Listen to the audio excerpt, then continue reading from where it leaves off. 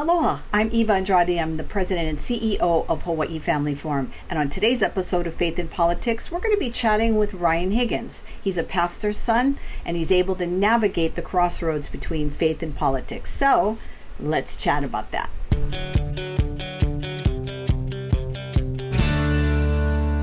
Aloha, everybody. I'm Eva Andrade. I'm the president and CEO of Hawaii Family Forum, and I'm really excited for this interview today.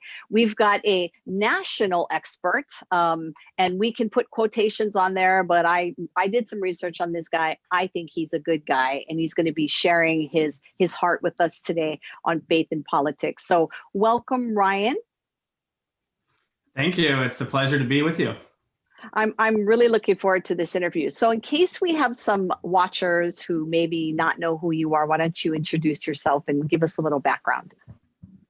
Sure. So I have been involved at the intersection of faith and politics for the last 15 years, which, as we all know, it's a space that everybody says you're not even supposed to talk about, right? When you go to Thanksgiving dinner, you're not supposed to talk about faith or politics. And for 15 years, I've been sitting in the middle of both of those. So as you can imagine, that's had its ups and downs, but it's been an amazing journey to go from George W. Bush's '04 campaign as a lowest level college kid trying to cut his teeth and figure out what in the world a campaign even is, knocking doors in Florida heat all the way through McCain and Romney, and then Dr. Ben Carson in 2016. I was his national director for faith engagement, and that was an amazing ride of a lifetime that I'll never forget. And continuing on today, so we can maybe talk more in detail about what some of that's looked like, but the overall goal of all of it through the last 15 years has been to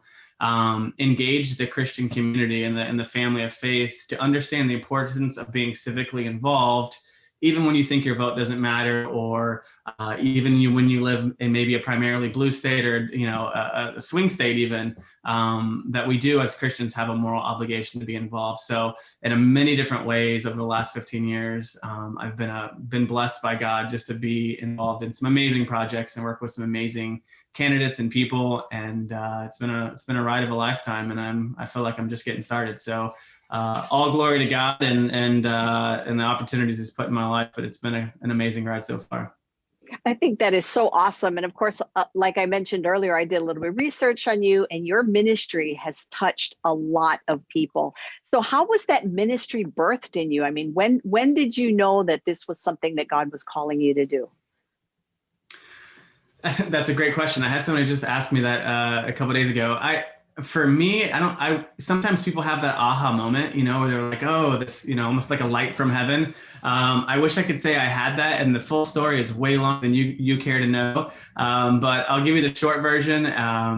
Married at a very young age, right out of college, to the love of my life, and got 3 kids today with her, some 14 years later. And but we found ourselves just shortly after, when we first got married, in DC, a random place we'd never been. And through a set of unbelievable circumstances, we found ourselves in the White House at almost 10 o'clock at night on Christmas Eve, our first Christmas Eve together as a married couple, and alone in the White House, literally no other soul. And I wish I had more time to tell you about it, but I guess if we ever had an aha moment, it was there. We were walking up the stairs in the White House, and we found out later, we both had the same feeling. We're like, there's something here. There's something drawing the air into this world. And tens of thousands of meetings and coffees and networks and, political activities later, we found ourselves where we are today. That is so awesome. When I think about what happened on 9/11, right? And the nation was really grieving. And there was a lot of shock, that we had enemies that came to our sacred grounds and attacked us. But what I remember in the weeks following is there was a nation that was searching for this deep unity, that they could look and see their brother and sister American and join hands. And then, there were more and more people going to church. And there was a feeling that I remember having that was so awesome. And then we fast forward all the way to today, and it's a very different feeling. Americans are divided more, I think, Americans have always been divided, but not like this, where there's so much anger and protests and riots. I mean, what are you seeing there on the mainland? Yeah, it's certainly as divided as it could possibly get, I think. I'm interested to hear more about how the dynamics are there in Hawaii. But here, I've seen it, you're right, back in 2001, during 9/11, the coming together. And even when you look at it, all these years later, every 9/11, even this year, amidst all the craziness that was going on in the 2020 year, we all stopped and came together to remember 9/11. So even that event, all these years later, have been such a unifying element for our country. I feel like we had a little bit of that this year back in early COVID. I think the country started to rally. I felt a little bit of that. There was prayer rallies happening. We were blessed enough to be kind of one of the first people out of the gate to do an event called Hope Rising, way back at the beginning of April, and had amazing attendance and amazing results from that. And I think during that time, I kind of, in my mind, it's funny you mentioned 9/11, because it was like, man, this feels like it did in 9/11. But boy, did that disappear fast. And the gloves came off quickly thereafter. And, the rest is history, having lived through continually living through the most bizarre year in human history, I honestly think, on a global level. So I think it's just become, so many things in life has become a political issue. It's become a politically polarizing issue. And, back when I was maybe around the era when I was born in the Reagan days, you could disagree with somebody and still have a conversation, and even people that we may or may not like Bill Clinton, there were Newt Gingrich and Bill Clinton couldn't be more opposite. But if you look back at history, they were loving to each other. They were kind to each other, and they got stuff done.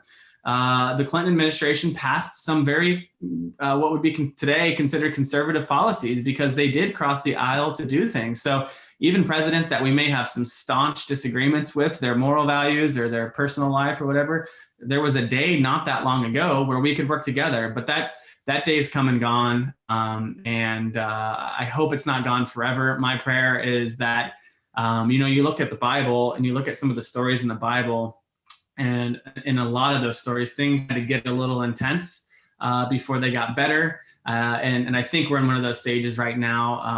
I think we're in that moment where we need some tough love, quite honestly.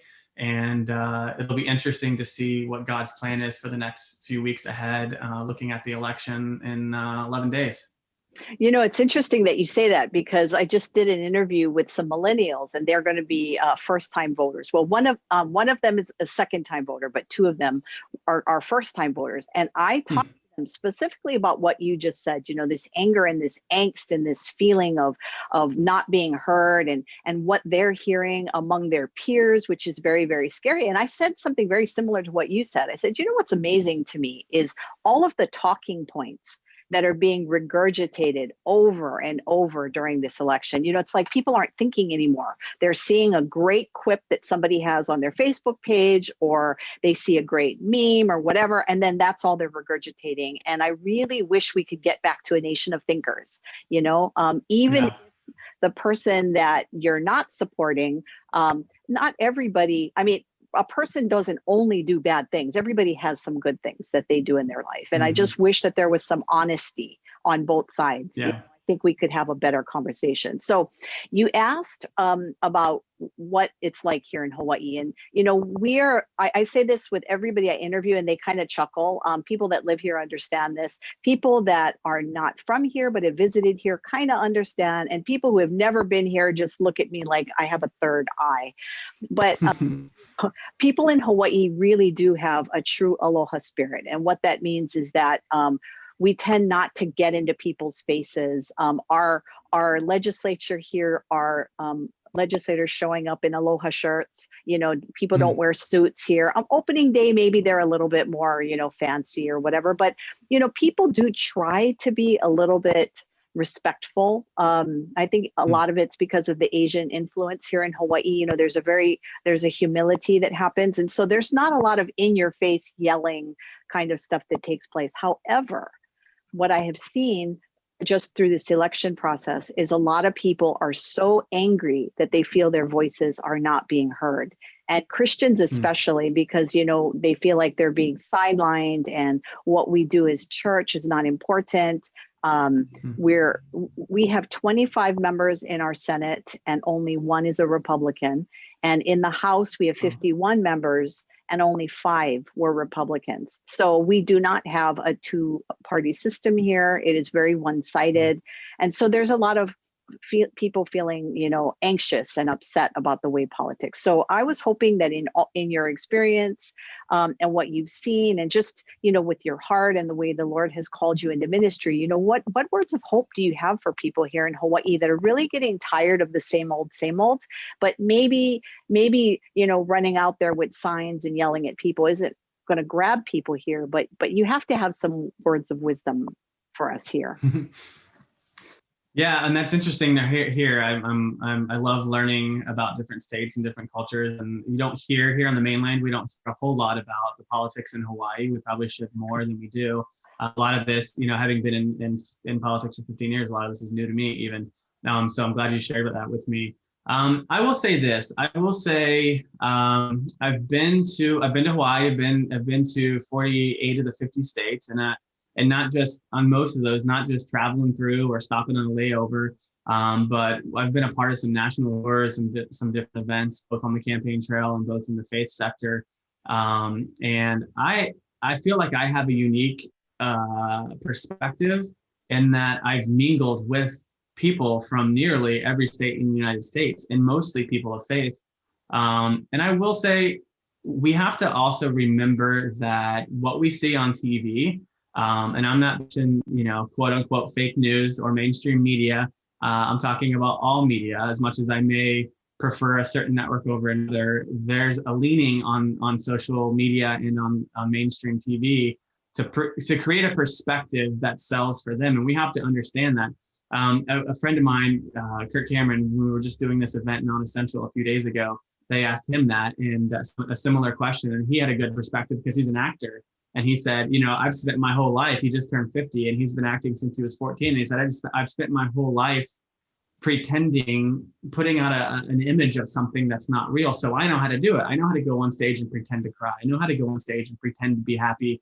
And he said, I see that in the mainstream media. I see that in our social media.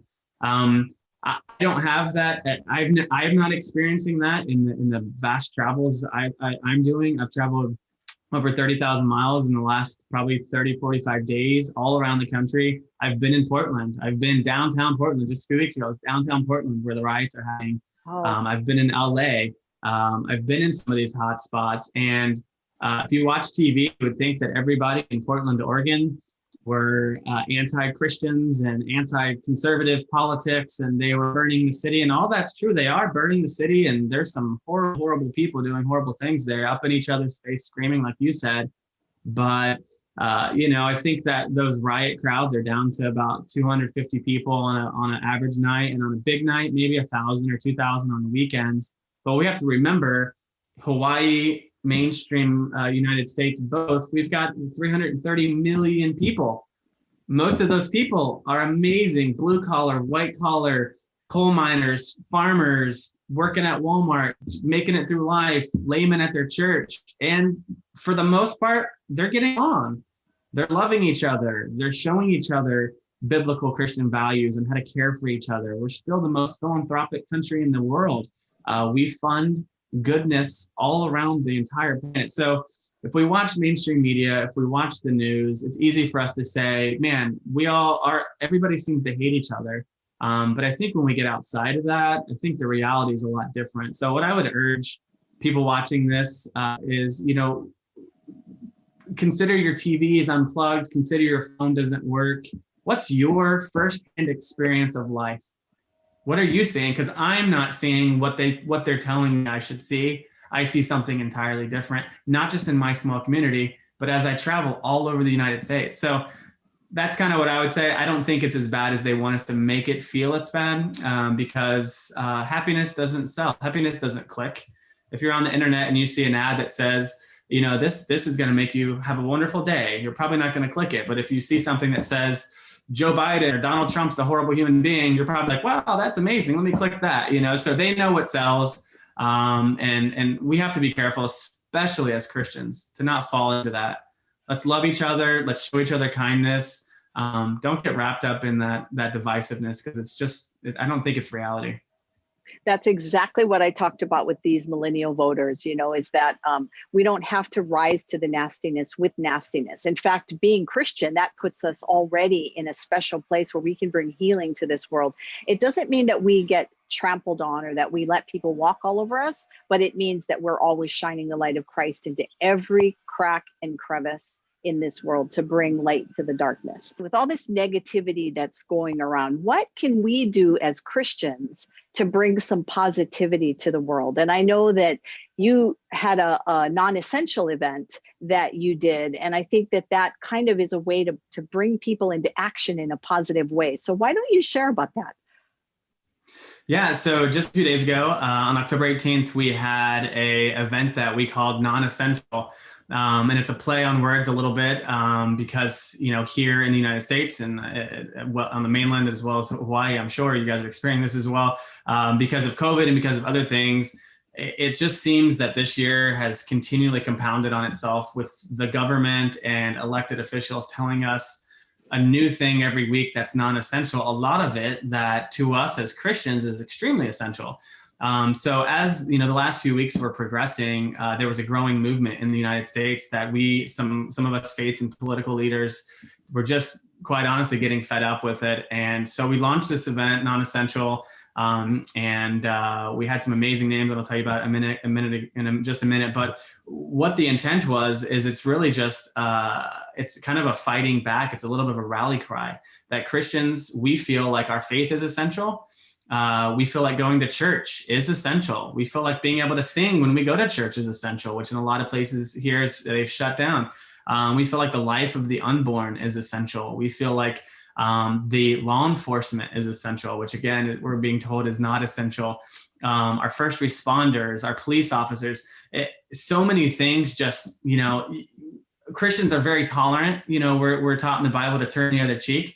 But at some point we do have to step up and say enough is enough. And that's really where Non-Essential was born. So it was myself, it was Kirk Cameron, Dinesh D'Souza, Charlie Kirk, a pastor from California named Rob McCoy, another pastor, Jack Hibbs, Sissy Graham Lynch, Billy Graham's granddaughter, was there with us, Danny Goki, a Christian male artist of the year, and David Harris Jr., another influencer on social media. So we all flew to LA to Jack Hibbs Church, and he's got 2,500 seats there. And we were going to do a live audience taping and then air it the next day all over social media and all these different places, similar to what we've done in the past.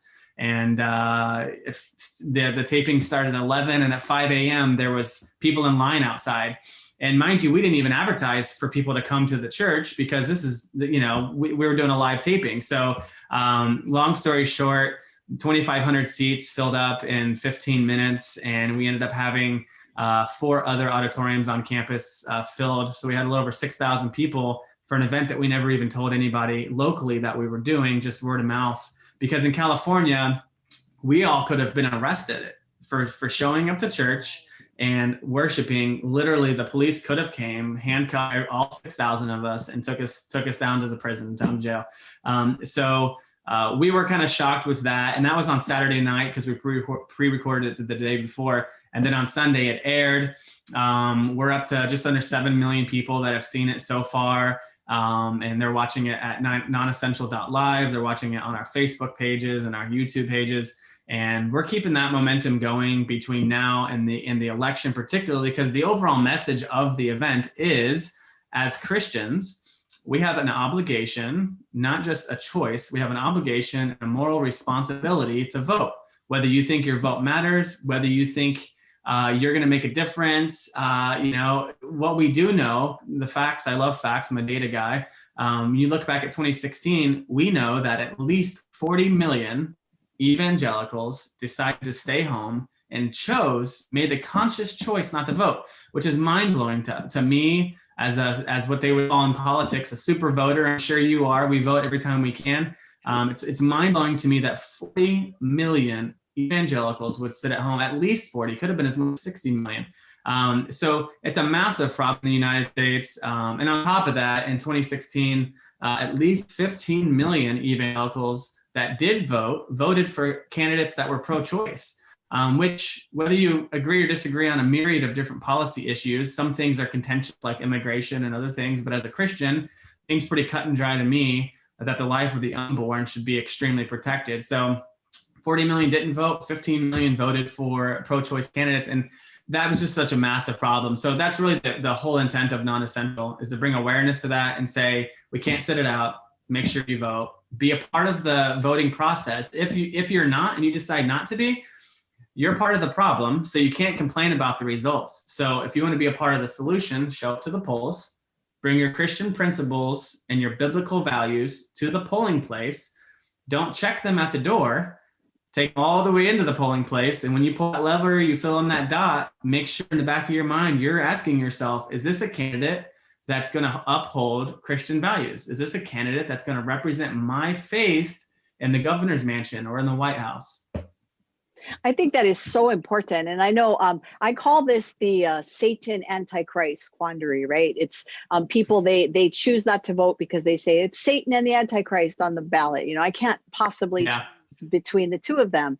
And, I understand that that's hard, but then I push back at pastors sometimes and I say, we're in this mess because pastors are not encouraging good people to run for office either, so we're at this place. Oh, yeah.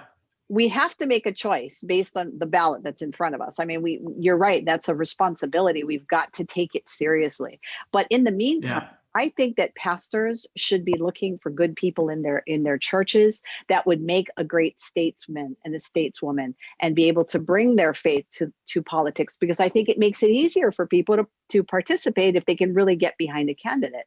And whether we can agree or disagree on the character of President Donald Trump, I think that most people can look at his record and say that he's accomplished these things that he promised the faith-based community that he would do. I'm not telling people who to vote for. I'm just saying to look at, look at the record. Biden's been around a long time too. He's got a record. I think that we have a responsibility to look at this and to weigh them and make that choice on election day. So thank you for sharing. That. So now if viewers are curious and they want to see this, did you record it? Is it available that people could go back and look at it? It is. So the easiest way to find it is just go to nonessential.live, nonessential.live, and you can watch it at a few different places there, and you can pick whatever platform you prefer to watch it. It's free. Nobody was making money on this project. It was just a pure passion project. And we wanted to make it happen to make sure that we could get it to as many people as we can. So I would say two things: watch it and share it. If you watch it and you like the content, it honestly, of course I'm biased, but like I said at the beginning, I've been blessed to be a part of a lot of different kinds of projects. And I will say, and I don't always say this after I do a project, I will say this is by far the best project that I've ever worked on, that we've ever created. The content is amazing. The music was amazing. Danny Goki opened it, which, one of the best male voices in Christian music. Danny Goki opened it with the national anthem, and it blew off from there. The crowd was intense.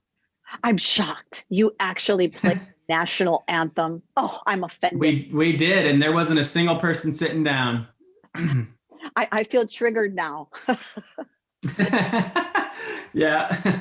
So now if somebody's watching here in Hawaii and they're like, oh, wow, I want to do something like that here in Hawaii. I mean, I don't know, maybe somebody here wants to try to put together maybe some local stars who are faith-based or whatever, or maybe, we do have a quarantine, so it's not like, everybody's trying to come to Hawaii and be quarantined and have to get tested and all that, but maybe some people are being called to do that. Would they contact you? I mean, is that a possibility? Yeah, so interesting you asked that. There was kind of a twofold call to action at the end of our event. One, of course, was to vote and get involved. But the second one was that night, this was just a few days ago, that night we launched what we called non-essential peaceful protests. It's a little bit of play on words. The phrasing peaceful protest seems to open up all kinds of doors with regulations and restrictions. So we thought we'd have a couple hundred people sign up. And what we did is we said, very similar to what you just said, if you're watching this and you're in a small town in Kentucky or the mountains of Colorado or in Hawaii, and you want to do something and you want to continue the messaging of what we talked about here tonight, go to nonessential.live and click on the button that says, I think it says I'm in when it's talking about peaceful protests, and that'll connect you with somebody on my team.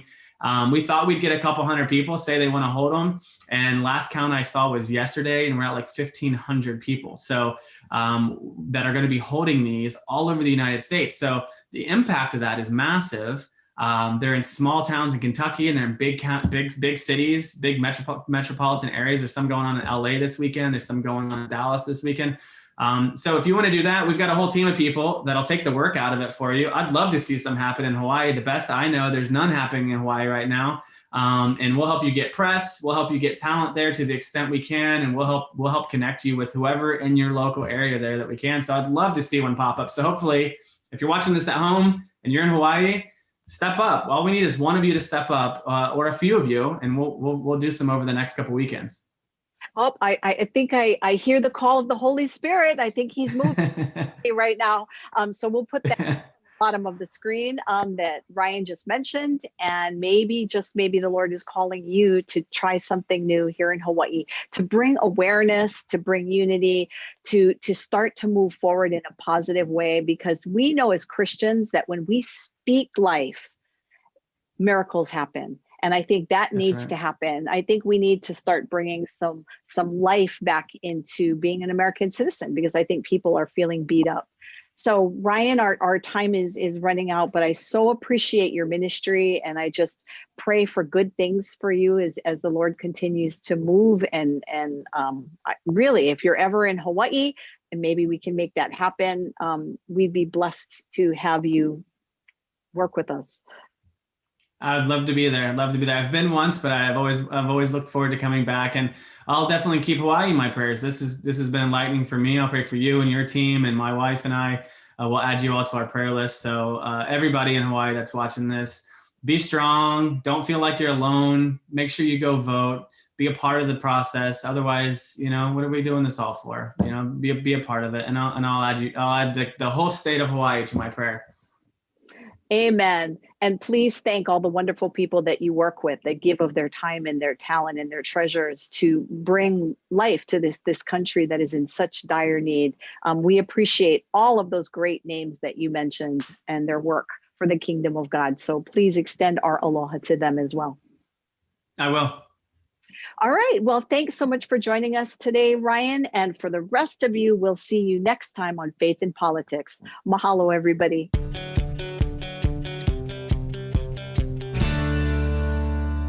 If you liked today's video, make sure that you like it, that you share it with your friends, that you subscribe, and then hit that notification button so you'll know every time we upload a new video. Mahalo, everybody.